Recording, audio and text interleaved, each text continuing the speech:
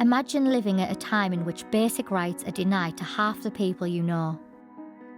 Imagine that you had to be born a certain sex to have any say in how the country was run.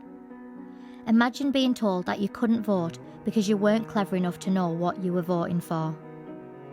1832. The Great Reform Act was brought in to change a confusing political system. Intended to make the system fairer, the Act explicitly banned women from voting. Women began campaigning for the right to vote in the mid-19th century, and in 1903 the suffragette movement was launched by Emmeline Pankhurst and her daughters Sylvia and Christabel.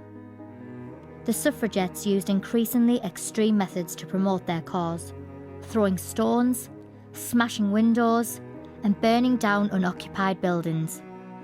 Many were imprisoned and went on hunger strike. In June 1913, Emily Wilding Davison died when she protested by walking onto the track at the Epsom races and was hit by King George V's horse. Many believe her death marked a turning point in the campaign, bringing it to the widest public audience, although no one knows whether Davison had planned the tragic act. That August, Emmeline Pankhurst suspended campaign activity. She committed the movement to supporting the war effort, and in return, the government released imprisoned suffragettes. The suffragettes' focus on war work boosted their profile and led to some women being granted the vote in 1918. At first, the Representation of the People Act meant that a limited number of women over the age of 30 could vote.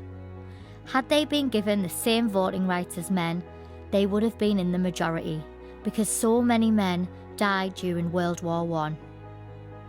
Approximately 8.4 million women were newly enfranchised, but about 22% over 30 still couldn't vote at all. Finally, the 1928 Act extended the vote to all women aged 21 and over. At last, women had the same rights that men had been permitted 10 years earlier.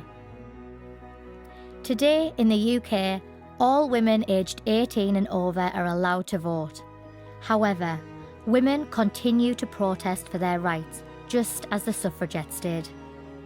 From the #TimesUp movement, which saw actresses and activists come together at the Golden Globes to protest systemic sexual harassment, to #PowerToThePolls, a movement that brings women together to support female political candidates.